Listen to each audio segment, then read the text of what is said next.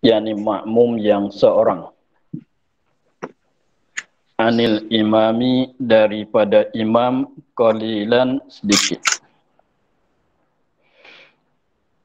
Masalah apabila makmum seorang saja, maka disunatkan berdiri oleh makmum yang seorang itu sebelah kiri, sebelah kanan bagi imam.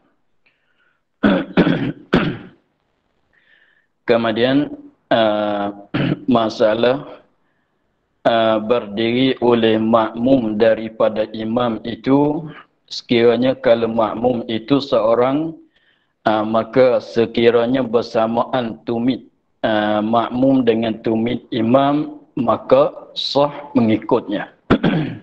Sebab syaratnya tidak terdulu oleh tumit makmum daripada tumit imam. Syarat bagi nak sah mengikut, syarat bagi nak sah berjamaah ialah jangan tumit makmum terkedepan daripada tumit imam.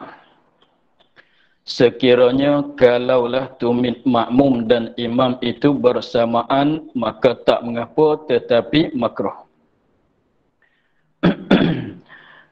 Tak mengapa sekiranya kalau sama tumit makmum dengan tumit imam itu, tetapi makruh yang meluputkan fadilah jamaah.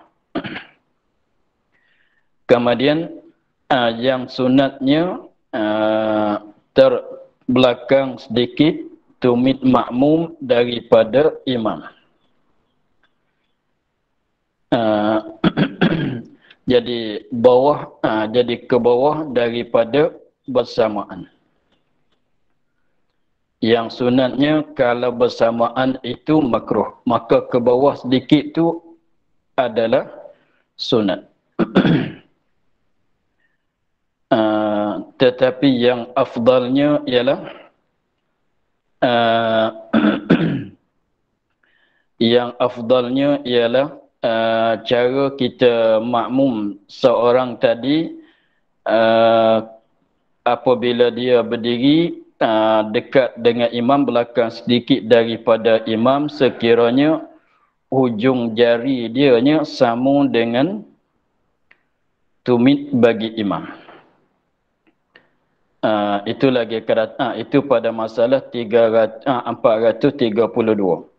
Wal afdalu fi dzakari an tata'akhkhara, dan yang afdal pada orang lelaki an tata'akhkhara, bahawa terbelakang asabi'uhu, oleh jarinya jari kaki, an akibil imami, daripada tumit imam, yasiran, sedikit. Jadi pendekatannya, masalahnya kalau tumit makmum itu ke depan daripada tumit imam, maka membatal akan jamaah, tidak sah mengikut. Tetapi kalau bersamaan maka mengikut tu dah sah, tetapi hukumnya makruh. Maka nak lari daripada makruh, mestilah tumit makmum itu terbelakang daripada tumit imam. Sehingga boleh dipanggil kata makmum itu terbelakang, walaupun sedikit sekalipun. Terbelakang daripada imam. Tetapi nak ambil yang afdalnya, ialah hujung jari kaki bagi makmum tu terbelakang sedikit daripada tumit imam. Itu kaifiat yang terlebih afdal. Semacam kata tadi, semata-mata terbelakang tumit makmum daripada tumit imam, itu adalah sunat. Tetapi yang afdal laginya ialah terbelakang makmum yang seorang, itu daripada tumit imam, sehingga katanya hujung jari kaki dia terbelakang sedikit daripada tumit imam. Itu kalau makmum yang lelaki yang seorang diri. Sekiranya kalau dua orang, maka dibuatkan saf. Tetapi kalau makmum yang perempuan, imam pun perempuan, makmum pun perempuan, maka caranya makmum dan imam itu, bagi imam tu duduk kat tengah dan bersamaan dengan imam. Sekiranya kalau sama-sama perempuan, sebab kalau imam tu ke depan, maka jadi terzuhir imam, maka nak bagi tutup bagi orang perempuannya ialah imam ada kat tengah dan buat macam satu saf. Jadi sekiranya kalau kita berdiri, kalau orang perempuan, kalau ramai berjemaahnya, kita macam aturkan jari begini. Aturkan jari begini, maka macam buat satu saf. Maka yang tengah ni jadi imam. Yang tengah ni jadi imam. Bukan kata ke depan, bukan begitu. Bahkan kita buat jadi satu saf, betul, yang tengah tu jadi imam.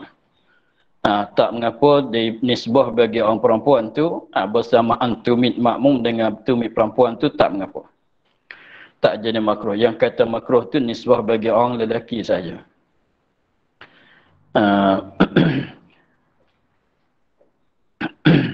Itu nisbah bagi orang perempuan. Sekiranya kalau makmum seorang pun ambil sebelah kiri bersamaan dengan imam tumitnya, kalau datang seorang lagi sebelah kiri, kalau makmum seorang, imam perempuan, makmum perempuan seorang, maka duduk sebelah kanan bagi imam bersamaan dengan imam. Dan sekiranya kalau ada seorang lagi jadi tiga, maka ambil sebelah kiri bagi imam, maka sama dengan imam dia berdiri. Kalau lebih banyak daripada itu pun, sehingga katanya jadilah imam tu duduk kat tengah. Macam jadi satu saf, jadi kita tengok daripada jauh tu tak tahu siapa yang jadi imam. Sebab tak nampak ke depan seorang, yang kalau imam tu lelaki, maka yang imam tu ke depan. Ada perempuan tu jadi macam satu saf. Jadi kita tengok jauh-jauh tu tak tahu siapa yang jadi imam. Bahkan apabila kita bagi jadi orang yang jadi imam tu duduk kat tengah. Saf jadi macam satu saf. Hanya jangan terkedepan tumit makmum daripada tumit imam saja. Itulah cara berdiri oleh imam yang perempuan. Seterusnya 433, yusannu lil imami idza fa'ala ahadul ma'mumina ghaira sunnati an yurshidahu biyadihi aw ghairiha.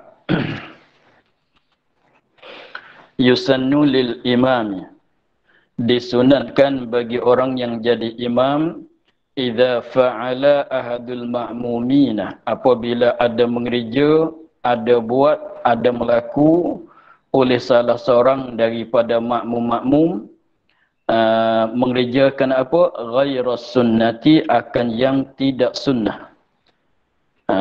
Perbuatan dia tu tak kena dengan cara sunat.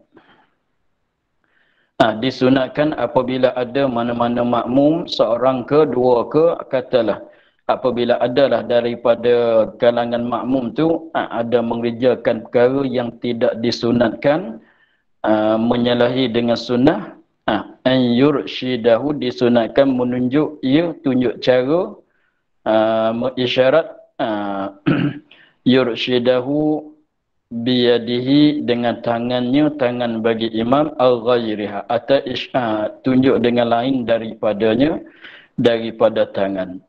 Sekiranya kalau makmum itu akan terikut. Misalan kita katanya, contohnya kita sembahyang seorang diri kat masjid. Contohnya kita sembahyang seorang diri kat masjid. Maka tiba-tibanya ada seorang itu datang mengikut kita jadi makmum kita.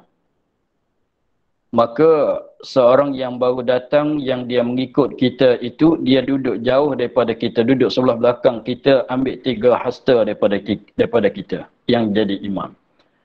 Maka perbuatannya menyalahi dengan yang sunnah. Maka perbuatan dia itu menyalahi dengan sunnah. Sebab sunnahnya ialah apabila makmum lelaki yang seorang itu ambil sebelah kiri bagi imam, sebelah kanan bagi imam, belakang sedikit daripada makmum, daripada imam, maka sekiranya kalau dia tu duduk jauh daripada imam, ambil 3 hasta sebelah belakang bagi imam, maka kita kena tunjuk kepada dia, kena buatlah, kena buat teguran pada dia, tapi buat dengan perkara yang tidak membatalkan sembahyang. Kita Allah tangi ke belakang, tarik dia naik ke masalah, artinya kita kalau tak boleh buat begitu, kita hundur ke belakang. Kita hundur ke belakang sehingga dia tu sebelah kanan bagi kita, berdekatan dengan kita. Itu adalah perkara yang disunatkan bagi imam, menjaga, memantau akan makmum-makmumnya. Sekiranya kalau ada daripada kalangan makmum-makmum dia buatkan benda yang tidak disunatkan atau benda yang menyalahi dengan sunnah, maka sunat bagi dia tu tunjuk cara, ajar cara kepada dia. Tapi nak ajar, nak buat macam mana dengan tangan ke dengan apa, tetapi syaratnya jangan membatalkan sembahyang.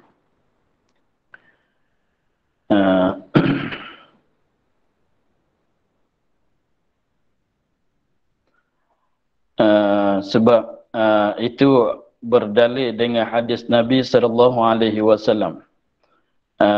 Ketika tu Nabi sedang sembahyang sunat, maka Ibnu Abbas pada masa dia kecil lagi, Ibnu Abbas dia datang jadi makmum bagi imam, jadi makmum bagi Nabi SAW.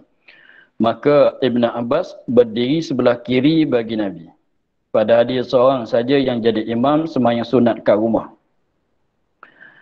Sebab ceritanya dia sembahyang tengah malam, sembahyang sunat tengah malam. Ibnu Abbas ada tengok Nabi sembahyang seorang diri, maka dia pun bangkit sembahyang mengikut Nabi, tetapi dia berdiri sebelah kiri bagi Nabi. Maka apabila Ibnu Abbas berdiri sebelah kiri itu tak kena dengan cara, maka Nabi pegang kepalanya. Pegang kepala dia, tarik mari letak sebelah kanan. Nabi pegang dengan tangannya di kepala Ibnu Abbas, sebab masa tu dia kecil lagi. Pegang di kepala, tarik mari sebelah kanan. Itu berdalil daripada di situlah bahwasanya sekiranya kalau ada dalam kalangan makmum mengerjakan perkara yang tak disunatkan, artinya perkara yang menyalahi dengan sunnah, maka sunat bagi imam tu tunjukkan cara yang betul kepada makmumnya. Buatlah dengan tangan ke, kalau boleh ubah dengan tangan atau dengan lain-lain lagi. Atau buat isyarat dengan tangan ke, katalah, supaya jadi perbuatan makmum tu kena dengan sunnah, kena dengan sunat. Itulah. 434 yusannu lil ma'mumina iktinaful imami bi an yakuna muhadhiyan li wasatihim. Yusannu lil ma'mumina, disunatkan bagi makmum-makmum paling kurangnya 2 orang. Sunat iktinaful imami. Asal makna iktinaf, asal maknanya melikungi. Asal makna dianya melikungi. Tetapi maksud di sini apa dia? Menengahkan akan imam. Duduk di tengah, menengahi akan imam. Iktinaful imam, menengahkan imam, maknanya bi'an yakuna muhadhiyan.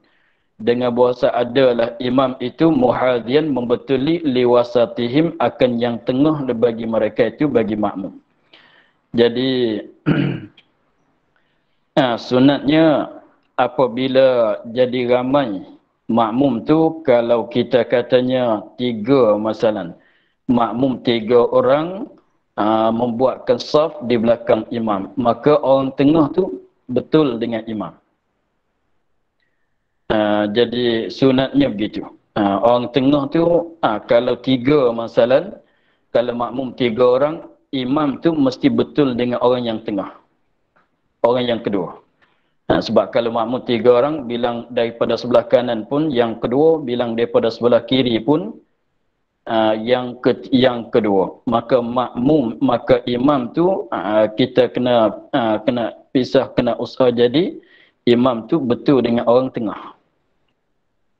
Jangan berat sebelah kanan, jangan berat sebelah kiri. Jadi maknanya sekiranya kalau di dalam masjid, atau di dalam surau, tempat berdiri imam tu kena tengah-tengah, maknanya tengah-tengah saf. Tengah tu maknanya jangan berat ke kiri, jangan berat ke kanan. Jadi maksudnya orang tengah tu yang sama dengan imam. Di dalam saf, orang yang berdiri di tengah itulah yang bersama dengan imam. Naknya begitu. Jangan jadi berat sebelah. Contohnya kalau 10 orang tu, maknanya imam tu berdiri betul dengan orang yang kelima. Kalau makmum tu berkurang itulah, imam berdiri betul dengan orang yang kelima. Itu sekiranya kalau makmum 10 orang masalah. Jangan katanya makmum 10 orang, imam berdiri betul dengan orang yang ke-8, artinya orang yang kedua, itu tak kena dengan cara. Itulah maksudnya. Jadi kita bagi imam itu, artinya imam itu berdiri sekiranya berbetulan dengan orang yang di tengah bagi satu saf, saf depan. Gitulah. 435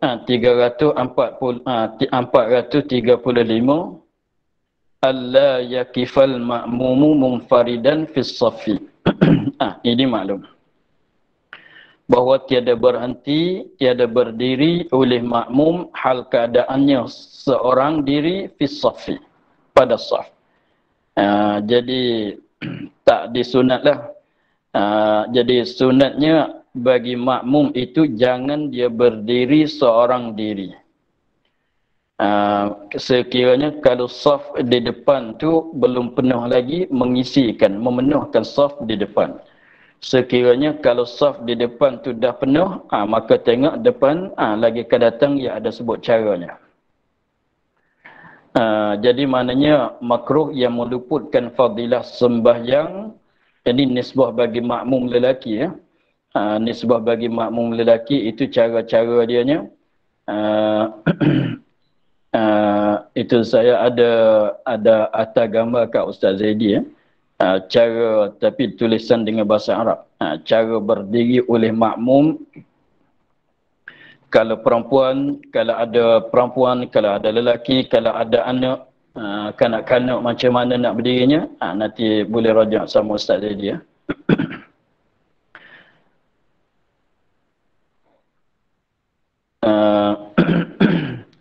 Jadi pendekatannya berdiri oleh makmum seorang diri,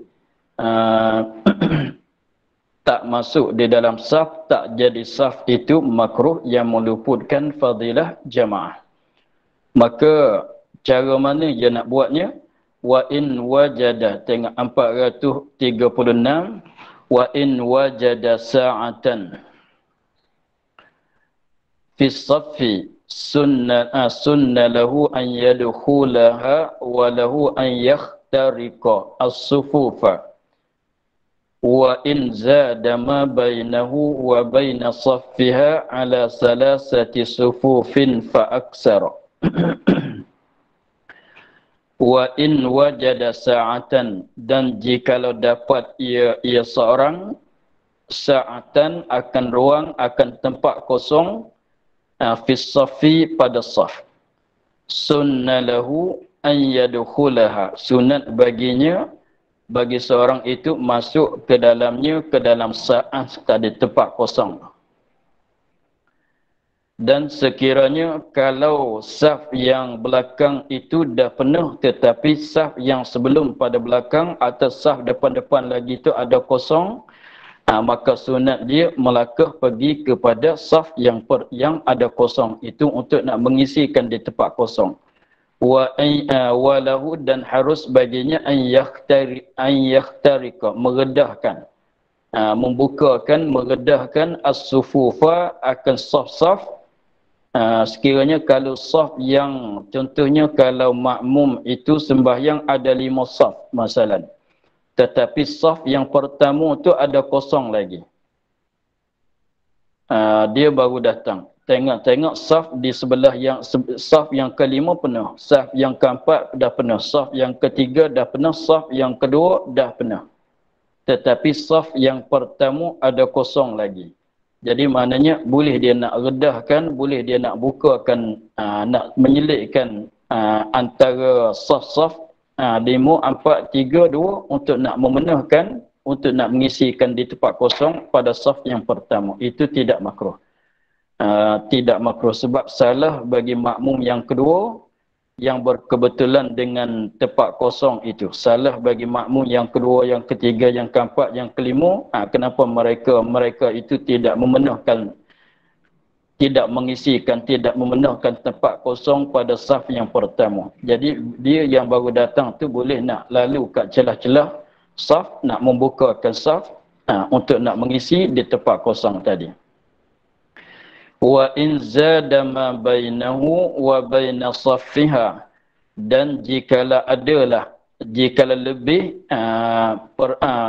perjalanan di antaranya, di antara seorang, wa bainaha, di antara tempat kosong itu, ala salasati sufufin, lebih pada 3 saf masalan, fa aksara, atau lebih banyak sekalipun. Walaupun kita masuk tu, misalan kita katanya dalam masjid kita tu ada 10 saf. Kita yang baru datang. Apabila kita datang tu saf yang ke-10 dah penuh. Saf yang ke-9 penuh. Sampai saf yang kedua pun dah penuh. Tetapi saf yang pertama ada kosong lagi.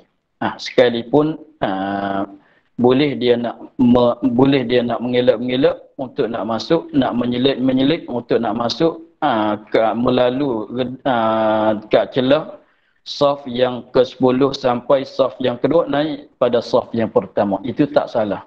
Walaupun kena langkah orang sembahyang sekalipun, itu tak salah. Sebab taksir bagi mereka tidak memenuhkan saf yang pertama. Itulah maksudnya. Jadi pendek katanya, sekiranya kalau kita baru datang, saf dah penuh.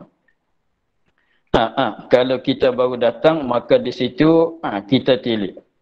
Maka sekiranya kalau di dalam saf, tak kira saf yang keberapa, saf yang terbelakang atau saf di tengah, saf yang ke depan ada kosong, maka kita mengisikan di tempat kosong itu. Walaupun untuk nak mengisikan di tempat kosong, untuk nak memenuhkan tempat kosong itu, terpaksa kita kena bukakan saf, kena menyelitkan di antara saf-saf lebih jauh sekalipun, pergilah, masuklah. Dan sekiranya kita datang, tengok saf yang pertama penuh, saf yang terakhir pun penuh, semuanya dah penuh kesemuanya, maka kita nak berdiri seorang diri di belakang, maka itu adalah makruh. Maka cara mana kita nak buatnya? Maka tengok 347. Fa illam yajid sa'atan jarra wahidan min as-saffi ba'da ihramih. Fa in lam yajid sa'atan, dia baru datang. Fa illam yajid, maka jikalau tiada dapat, tiada jumpa, tiada dapat sa'atan akan tempat kosong, jarra, tariklah ia, wahidan, akan seorang daripada makmum-makmum, minas saffi, daripada saf yang depan dia, ba'da ihramihi, tapi nak tarik tu selepas pada dia tu takbiratul ihram. Sebab belum pada takbiratul ihram tak boleh nak tarik, sebab kita tidak berperlu kepada saf. Nak berperlu kepada saf tu apabila kita masuk di dalam sembahyang. Jadi maknanya apabila kita datang tengok saf yang pertama sampai saf belakang tu dah penuh ke semuanya, maka kita takbiratul ihram, ambil sebelah kanan bagi imam, itu afdal. Kita pergi ambil sebelah kanan bagi imam, kita pun takbiratul ihram. Selepas pada takbiratul ihram, kita tarikkan mana-mana seorang daripada makmum yang ada di depan kita untuk turun buat saf bersama dengan kita.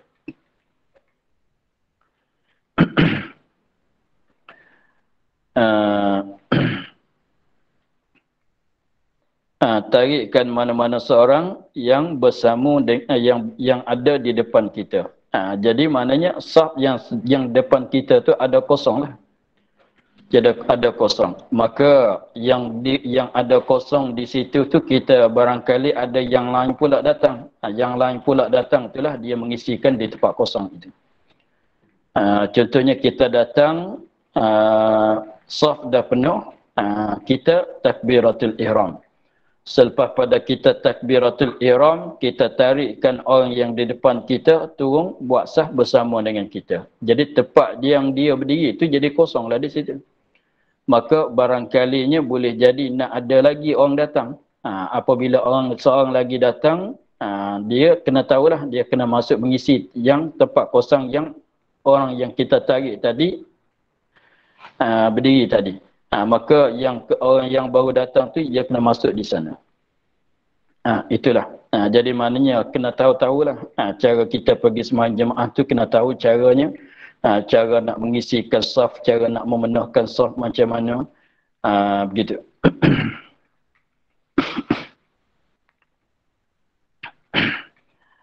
Seterusnya ayat 438 ayat ala dzalika fil qiyam. Bahawa membuatkan demikian itu, mengerjakan demikian itu, melakukan demikian itu, tarik tadi fil qiyami pada masa berdiri. Ayat ala dzalika, bahawa membuatkan demikian itu, tarik fil qiyami pada masa berdiri. Berdiri baca Fatihah atau berdiri i'tidal. Berdiri maksudnya berdiri Fatihah, artinya berdiri i'tidal. Contohnya kalau gini jangan kita tarik lagi lah. Sebab yang semalamnya kita dah belajar bahawasanya tempat masa yang boleh kita naik ganti jadi imam tu ialah pada masa berdiri, pada masa i'tidal dan pada masa rukuk.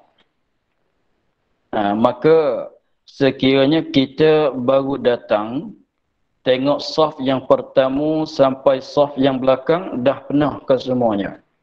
Tetapi imam sedang sujud yang pertama. Kita datang, imam sedang sujud yang pertama, kita tengok saf yang pertama sampai saf yang belakang dah penuh ke semuanya. Maka kita takbiratul ihram. Apabila kita takbiratul ihram, itu jangan tarik lagi. Jangan kita tarik orang di depan lagi sebab dia dalam keadaan sujud, dia dalam keadaan duduk, dia dalam keadaan duduk tasyahud awal masalah. Jadi maknanya kita tak boleh nak tarik dia lagi. Jadi kita sembahyang takbiratul ihram seorang diri di belakang, maka kita turun sujud bersama dengan imam. Apabila imam bangkit berdiri baca Fatihah, kita pun berdiri. Maka ketika kita berdiri itulah kita barulah kita buat kita tarikkan orang yang di depan turun buat saf bersama dengan kita. Jadi maknanya jangan kita tarik dalam masa sujud. Masa sujud pun nak tarik juga, macam mana dia nak turun ke belakang. Masa dia duduk, macam mana dia nak turun ke belakang buat saf dengan kita, dia duduk. Nak bergerak tak boleh. Tunggukanlah dia berdiri, begitu. Begitu juga sekiranya kalau kita datang, saf di depan semuanya dah penuh, kita takbiratul ihram, imam rokok, maka kita pun rokok. Maka ketika rokok itu boleh kita nak tarikkan, tetapi bagi eloknya kita jangan tarik lagi dia pada ketika rokok. Sebab rokok pun walaupun boleh nak berjalan ke bawah, tetapi agaknya susah sedikit. Sebab tu kita tunggu dalam masa i'tidal. Apabila imam i'tidal, kita makmum pun i'tidal, maka ketika itulah kita buat tarikan orang di depan turun buat sah bersama dengan kita. Itulah maksudnya ayat ala dzalika fil qiyam, bahawa dibuatkan demikian itu tarik tadi pada masa berdiri.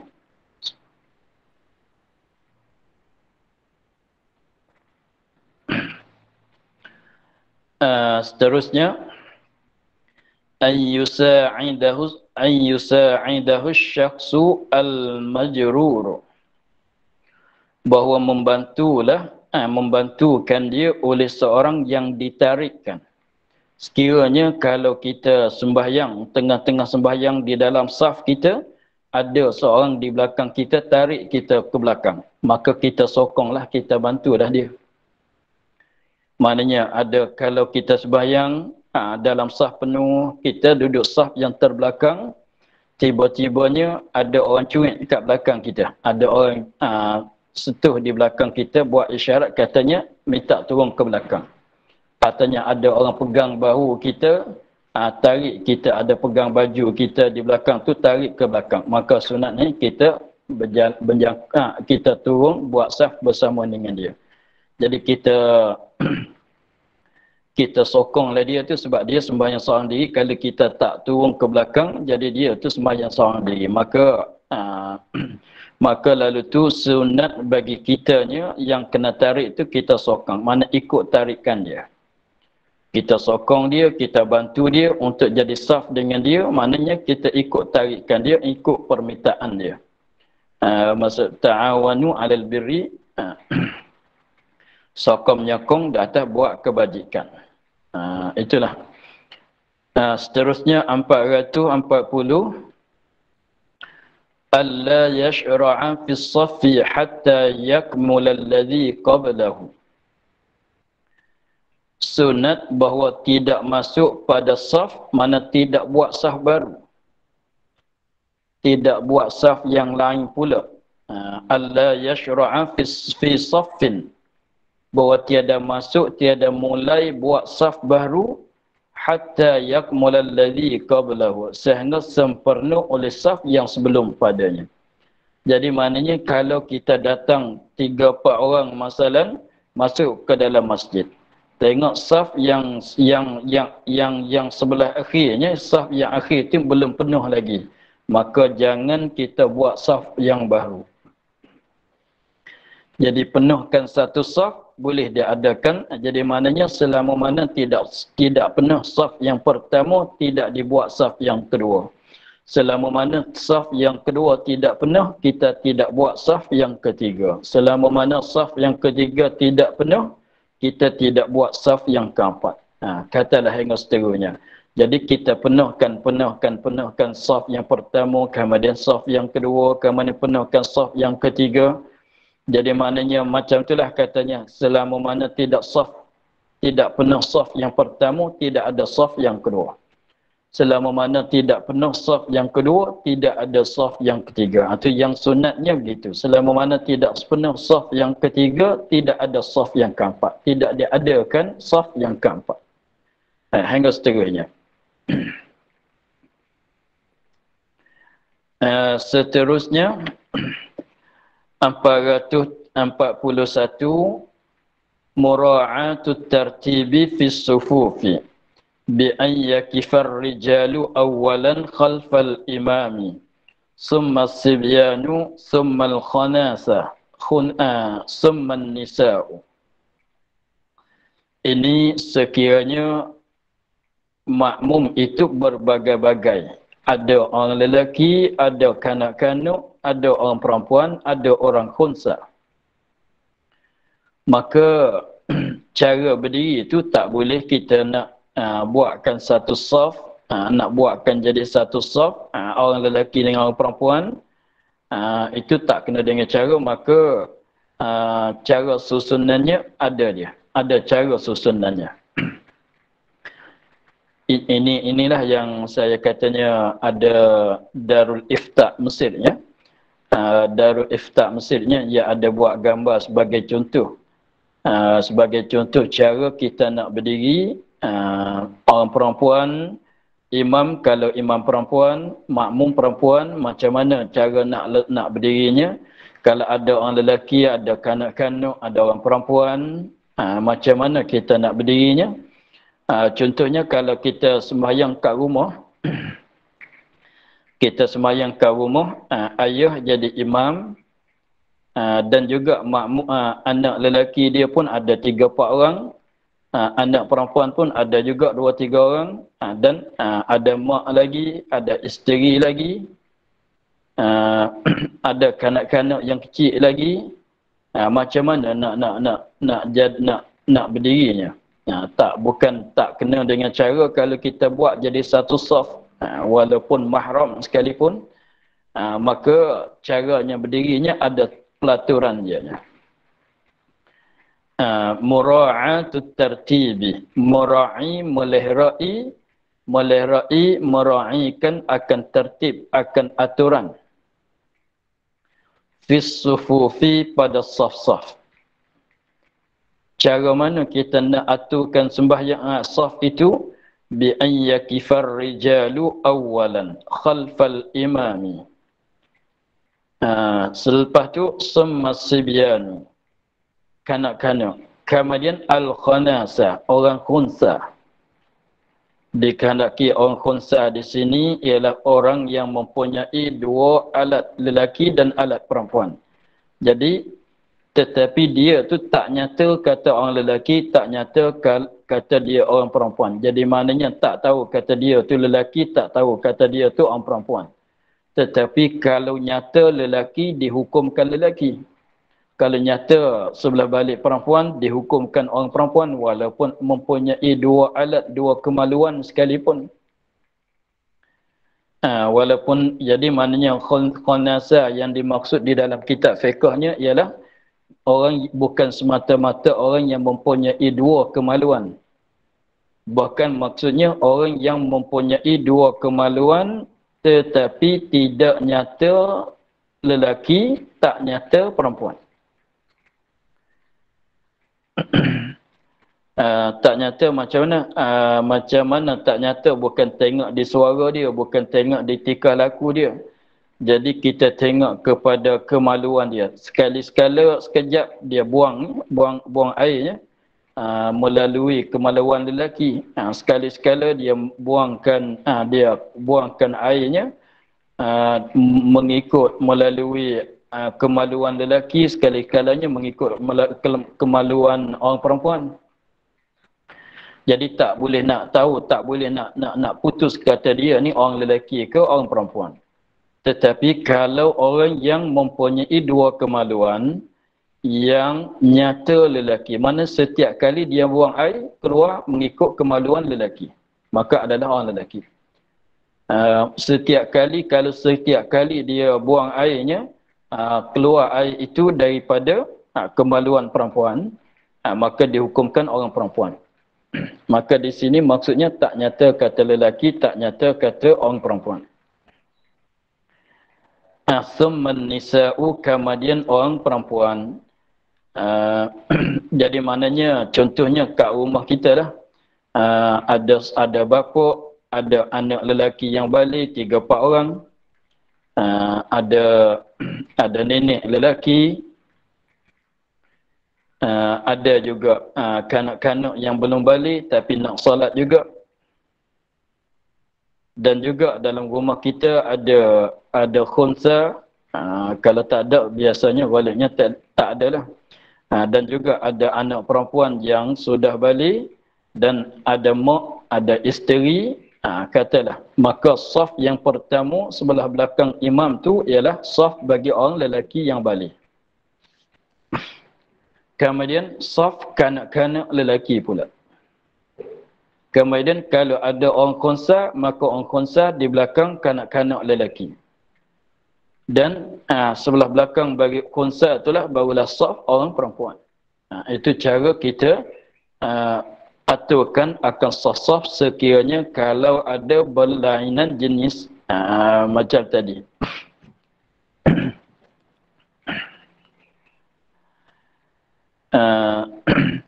Kemudian kalau ada kanak-kanak perempuan, maka di belakang orang perempuan yang sudah balik. Itu mana katanya bi'ayyakifa ar-rijalu, dengan bahawa berhenti oleh orang-orang lelaki.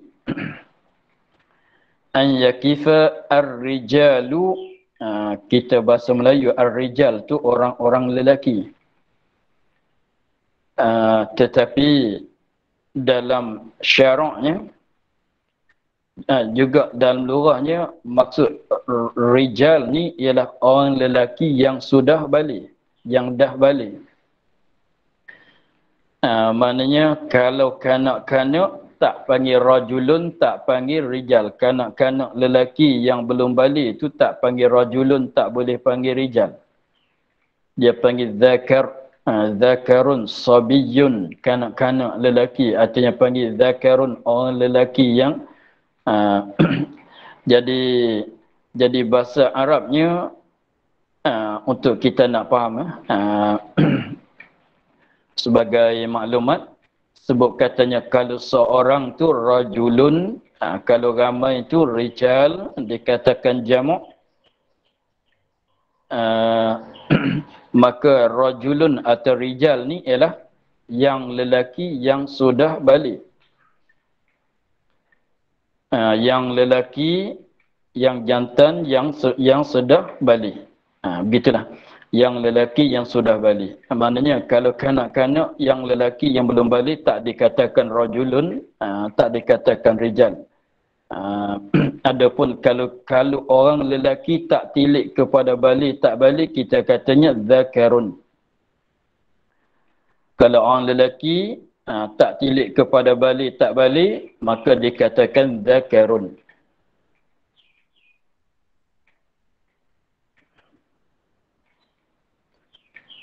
Itu. Kemudian sama juga an-nisa. Nisa tu orang perempuan yang sudah balik. Sebut kata an-nisa, dia melawani ar-rijal tadi. Maknanya ar-rijal, rajulun, rijal ialah orang lelaki yang sudah balik. An-nisa pun begitu juga, orang perempuan yang sudah balik. Kalau tak tilik kepada balik tak balik, orang perempuan dikatakan imra'ah. Imra'ah. Artinya al-mar'ah. Al-mar'ah. Tak tilik kepada balik tak balik, kata al-mar'ah. Artinya imra'ah. Begitu. Sebab itulah di sini, sekiranya kalau berbagai-bagai jenis, ada jenis orang lelaki yang sudah balik, ada kanak-kanak lelaki yang belum balik, ada orang perempuan, ada orang khunsa, maka begitulah cara tertib susunannya. Tapi orang khunsa tu jarang nak ada, kalau kita potong dia, jadi maknanya saf yang pertama saf orang lelaki yang balik. Sekiranya kalau tak muat satu saf, dijadikan saf yang kedua. Maka pelaturan dianya, sebagaimana sebut dalam kitab pendoman yang dulu, jadi cara dengan secara halusinya itu panjang lagi lah. Jadi pendek kata di sini sekadar kita ambil tahu katanya, disunatkan kita meraihkan tertib susunan di antara saf-saf sekiranya kalau ada makmum itu berbagai-bagai jenis. Begitulah. Maka cara lebih lanjutnya kena rujuk kepada kitab fiqh. Ini sekadar membilangkan sunat saja. Cara susunannya lebih lanjut itu rujuk kepada kitab fiqh. 442 an yakifar rijalu fis saffi.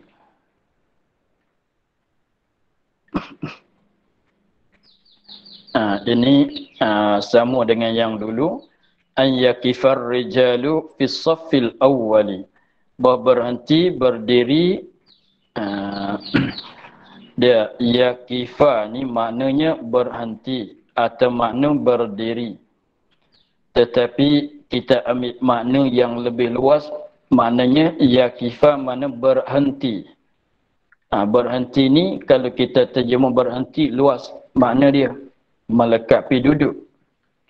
Maknanya yakifa berhenti. Berhenti dengan secara berdiri, berhenti dengan secara duduk. Artinya berhenti dengan secara mengiring.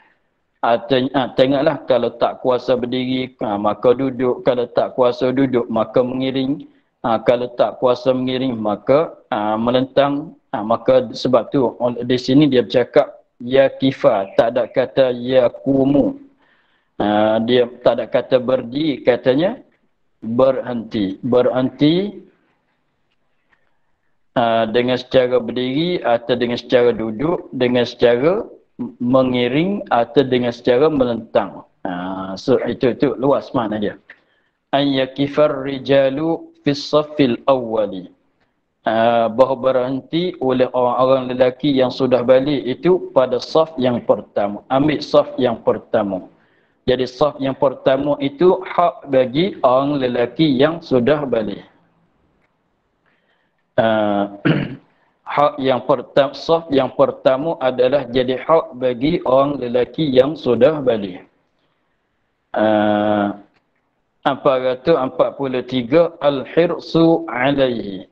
Tamakkan alaihi ala safil awal. Disunatkan kita perasaan tamak kepada saf yang pertama sehingga kita usaha untuk nak dapatkan saf yang pertama. Datang awal-awal ke masjid untuk nak dapatkan berdiri, duduk pada saf yang pertama. Itu setengah pada perkara yang sunat. Maka untuk pagi ini kita akhir di situ. InsyaAllah kita sambung 444. Wallahu a'lam, walhamdulillah rabbil alamin. أعوذ بالله من الشيطان الرجيم بسم الله الرحمن الرحيم الحمد لله رب العالمين والصلاة والسلام على أشرف الأنبياء والمرسلين وعلى آله وصحبه أجمعين اللهم افتح لنا فتوح العارفين ونور قلوبنا من نورك الكريم اجعل عملنا خالصة لوجهك الكريم اللهم إنا نستودعك ما قرأنا وما حفظنا وما سمعنا وردنا علينا وقت إلى سبحان ربك رب العزة عما يصفون وسلام على المرسلين والحمد لله رب العالمين. Terima kasih Baba. Ya, sama-sama. Terima kasih Bapak. Assalamualaikum.